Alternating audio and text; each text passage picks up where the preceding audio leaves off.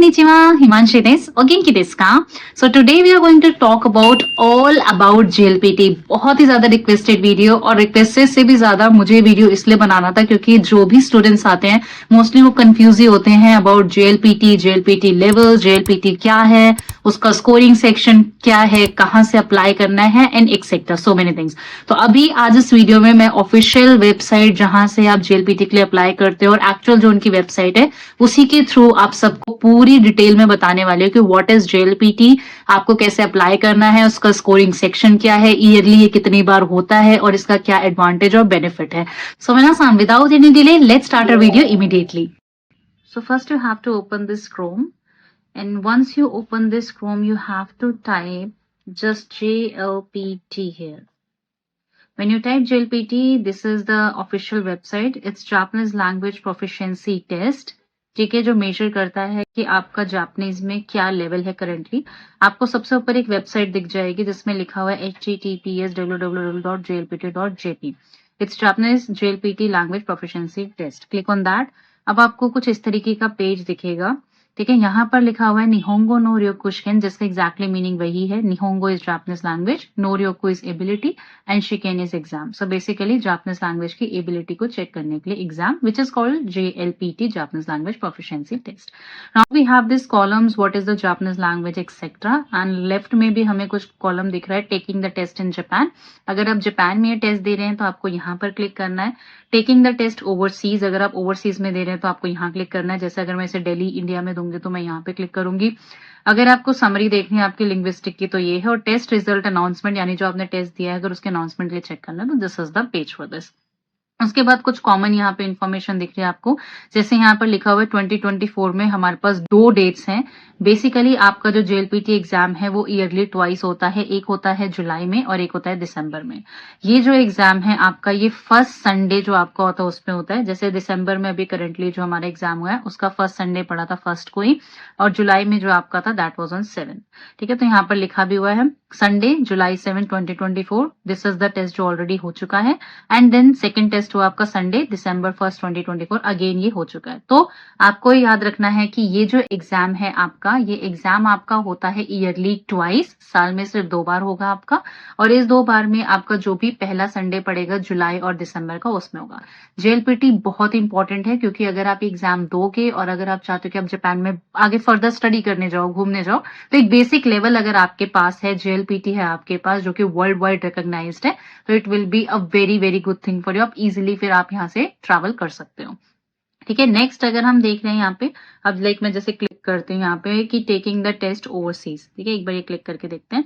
सो अगर आप ये क्लिक कर रहे हो तो यहाँ पे आपको दिखाई देगा कि यहाँ पे ईस्ट एशिया लिखा रहा है, हमें चलना है इंडिया पे, ये है साउथ ईस्ट हमारा एशिया। उसके बाद अगर हम एशिया से नीचे जाते हैं then this is South Asia जिसमें हमारा इंडिया। अब इंडिया में कितने सेंटर्स हैं वो यहाँ पर मेंशन कर रखे हैं, जैसे कि new Delhi, Pune, Kolkata, Chennai, Bengaluru, Mumbai and this Shanti Niketan and एक करूर। आपको जो भी आपका सेंटर जहां पर भी आपके लिए कंफर्टेबल है आप यहाँ पे क्लिक करोगे। जैसे मान लो मैं न्यू दिल्ली पे क्लिक कर रही हूँ। अब इस न्यू दिल्ली में कहाँ पर होस्ट इंस्टीट्यूशन है वो लिखा हुआ है। For example if I have clicked here, ये खुल गई हमारी मोसाई की वेबसाइट MOSAI। ये बेसिकली आपका टेस्ट ऑर्गेनाइज करते हैं। जो भी टेस्ट का रिजल्ट हो गया आपका या टेस्ट की जो भी डेट्स है वो इसी वेबसाइट पे आपको मिलेंगी।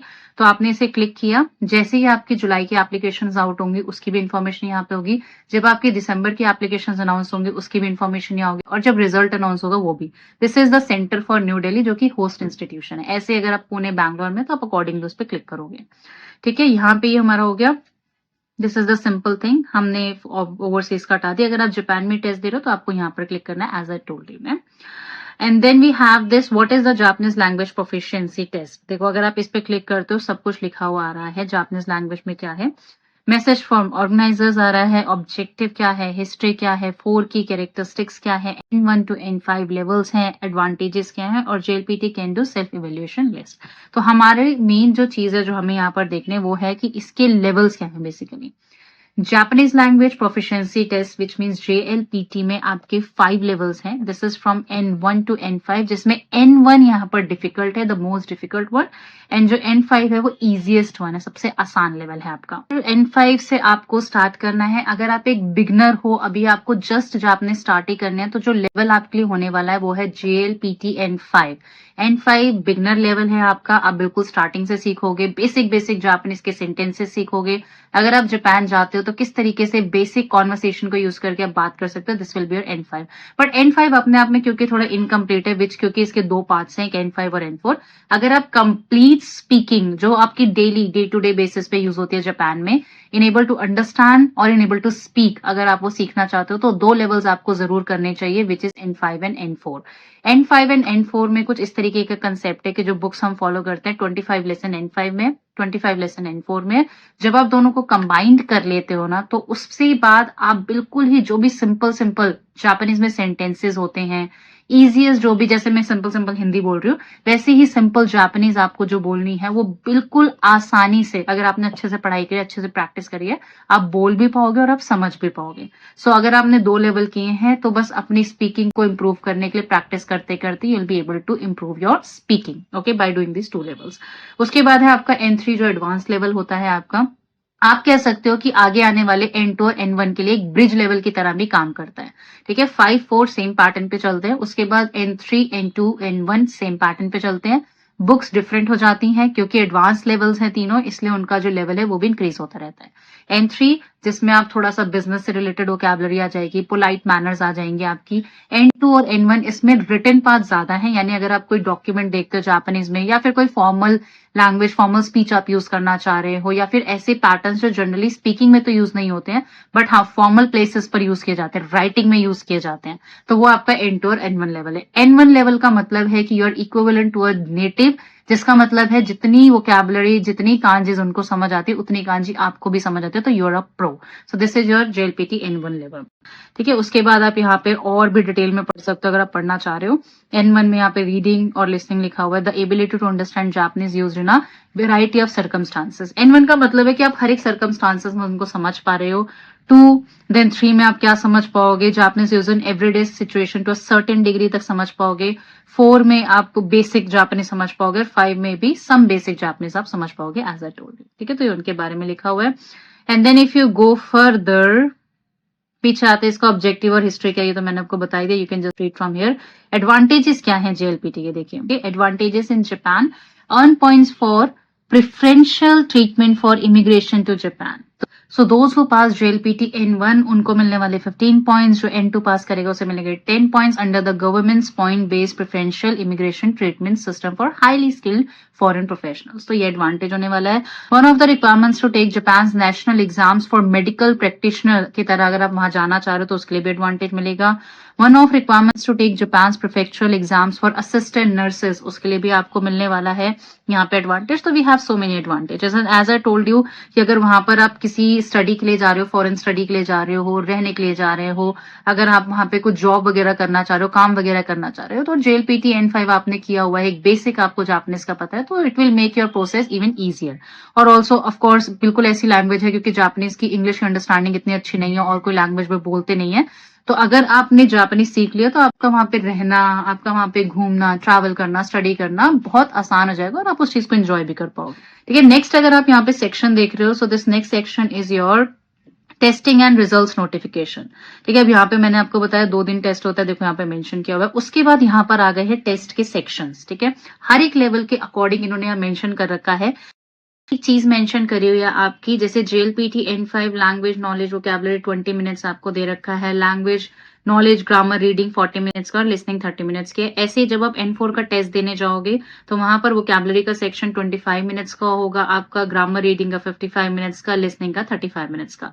N3 में वोकैबुलरी का सेक्शन 30 मिनट्स का है, ग्रामर रीडिंग का 70 मिनट्स का है और लिसनिंग का 40 मिनट्स का है. N2 में ये सेक्शंस कंबाइन कर देते हैं, वोकैबुलरी, ग्रामर, रीडिंग तीनों सेक्शन एक साथ होंगे जो 105 मिनट के होंगे और लिसनिंग आपकी 50 मिनट्स की होगी. N1 में आपका यहाँ पे लिखा है no change of test time, जो प्रीवियस टाइम था, यहाँ पे आपको अपडेट भी करते रहेंगे कि प्रीवियस टाइम से कुछ चेंज हुआ है या नहीं हुआ है. तो लैंग्वेज नॉलेज, वोकैबुलरी, रीडिंग सारा सेक्शन इकट्ठे 110 मिनट्स और लिसनिंग 55 मिनट का है आपका अकॉर्डिंगली। ठीक है, तो सब कुछ मेंशन किया होगा बहुत इजीली। अगर आप इस वेबसाइट पे आते हो, गो थ्रू करते हो, तो आपको सब इजीली समझ आ जाएगा।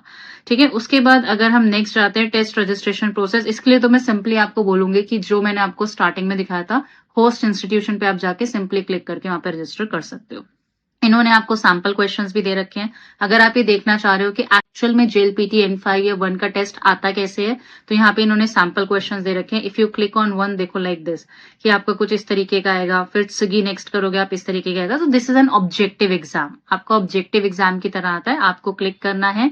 क्लिक बेसिकली आप राइटिंग में करोगे, आपको एक शीट मिलेगी, उस शीट पे आपको मार्क करना है 1 2 3 4 में से कौन सा आंसर सही है मार्क की। ठीक है, सो this is the sample questions जो आपको इन्होंने दिए हुए हैं। ये सुगी है, ये माई है, यानी प्रीवियसली आप बैक जा सकते हो। ऐसे ही 4 3 2 1 अगर आप चाहो तो एक बार गो थ्रू कर सकते हो। बुक्स और रेफरेंसेस भी दे रखी हैं अगर आप परचेज करना चाहो, N1 के लिए, 2 के लिए, 3 के लिए, 4 के लिए। बाकी आप जिस भी इंस्टीट्यूट से पढ़ोगे तो वो आपको बता ही देंगे कि कौन सी बुक फॉलो करनी है। अगर आप स्टिल उसके बाद भी कुछ बुक यहाँ से परचेज करना चाह रहे हो सैंपल के लिए, तो आप देख सकते हो। वैसे बेसिकली जिस भी इंस्टीट्यूट से पढ़ते हैं वो सैंपल पेपर भी प्रोवाइड करते हैं आपको, सैंपल टेस्ट की तरह। आपके टेस्ट वगैरह भी होते रहेंगे, आपको बुक्स वगैरह भी होंगे, तो इस चीज में आपको इतना पर्टिकुलर होने की या फिर यहाँ पे इतना स्ट्रेस लेने का जरूरत नहीं है। ठीक है, नेक्स्ट फिर सर्टिफिकेट इश्यूएंस दे रखा है आपको, स्टैटिस्टिक्स दे रखी है आपके लिए, विच इज वेरी नॉर्मल। एक चीज जो मैं आपको जरूर बताना चाहूंगी विच इज वेरी इंपॉर्टेंट, थोड़ा बैक चलते हैं, जो आई थिंक स्टार्टिंग में चली गई है। आपका टेस्ट में एक्चुअली में देखो, हम स्टार्टिंग में जहां पर आए थे टेस्ट रिजल्ट अनाउंसमेंट, उसके नीचे यहाँ पर एक determination of pass and fail दे रखा है। This is very important part, आपको पता चलेगा कि किस बेसिस पे आप पास या फेल हो रहे हो। ठीक है, लेवल्स दे रखे हैं आपके, स्कोरिंग सेक्शंस दे रखा है और रेंज ऑफ स्कोर्स दे रखा है। जैसे N5 दिया है, वोकैबुलरी आपका सेक्शन था, आपका ग्रामर का सेक्शन था, रीडिंग का सेक्शन था, 120 मार्क्स में से आप गेन कर रहे हो। लिसनिंग का सेक्शन 60 है। ठीक है, वोकैबुलरी और ग्रामर आपको दे रखा है, रीडिंग दे रखा है और लिसनिंग दे रखा है, जो कि 120 में से आपको मार्क काउंट करने हैं और फिर 60 में से दे रखा है। ठीक है, ऐसे ही 4 3 2 1 दे रखा है, लेकिन इसमें भी आपका सेग्रीगेशन है, डिवाइड किया हुआ है, जो आपको डिटेल में यहाँ पे दिखा है। देखो N5 लेवल अगर आप देखते हो तो यहाँ पर दिया है रेंज ऑफ स्कोर्स है 180, आपको 180 में से स्कोर करना है। ओवरऑल पासिंग मार्क्स आपके 80 पॉइंट्स बनेंगे, लेकिन सिर्फ ओवरऑल पासिंग का मतलब ये नहीं है 80 मार्क अगर आप ले तो आप पास रहोगे। ईच सेक्शन में पास होना मैंडेटरी है। अगर आप यहाँ पे रेंज ऑफ स्कोर्स देख रहे हो 0 to 120 पॉइंट्स में से रीडिंग जो है आपका सेक्शन के अकॉर्डिंग अगर आप पासिंग मार्क्स देखोगे तो रीडिंग वाला ये जो ग्रामर वोकैबुलरी रीडिंग का सेक्शन है 38 पॉइंट्स लाना जरूरी है। बेसिकली 38 पॉइंट्स का मतलब है एक सेक्शन में आपको 19 लाने हैं, फिर दूसरे सेक्शन में आपको 19 लाने हैं, यानी कि वोकैबुलरी और ग्रामर वाले सेक्शन में आपको पास होने के लिए 60 में से 19 स्कोर करना मस्ट है। फिर रीडिंग के सेक्शन में जो कि 60 मार्क्स होगा उसे भी 19 स्कोर करना आपका मस्ट है। एंड देन आपका सेक्शन के अकॉर्डिंग फिर आप 19 + 19 कर दोगे तो 38 मार्क्स आपको जाएंगे फ्रॉम 120। ऐसे ही जो लिसनिंग है आपका, जिसका एक डिफरेंट आपका सेक्शन आता है, उसमें भी 60 में से 19 पॉइंट्स लाना मस्ट है। ऐसा नहीं है कि अगर आपने एक सेक्शन पास कर लिया है और आपने वोकैबुलरी और ग्रामर में ही 85 या 90 मार्क्स लिया तो आप पास हो।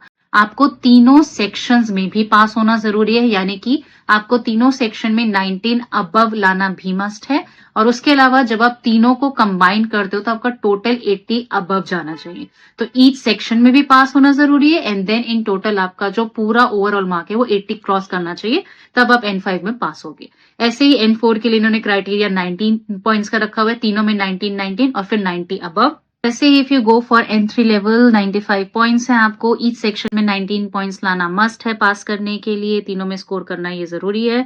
और उसके बाद फिर अगर आप अलग अलग पॉइंट्स के अकॉर्डिंग देखते हो, यानी कि आप डिफरेंट डिफरेंट देखते हो, तो आपको इतना स्कोर करना है कि ओवरऑल आपका 95 बन जाए। यानी किसी में आपने 30 स्कोर कर लिया, मान लो दूसरे सेक्शन में आपने 40 स्कोर कर लिया, तीसरे सेक्शन में आपने अगेन 30 स्कोर कर लिया, तो ओवरऑल वो 95 क्रॉस कर गया। N2 में आपको ओवरऑल पासिंग मार्क्स चाहिए 90 और N1 में चाहिए 100 पॉइंट्स। ठीक है, तो this is very very important जो आपको समझना जरूरी है। तो ये आपका ओवरऑल है JLPT का। जब भी आप JLPT के लिए अप्लाई करने जा रहे हो, इस वीडियो को एक बार गो थ्रू कर लेना, लेवल्स को अंडरस्टैंड कर लेना, समझ लेना और उसके बाद स्टार्ट करना। So I just wind up this video by saying, मिनासान निहोंगो गांबात्ते कुदासाई ने। आरिगातो गोजाइमाशिता।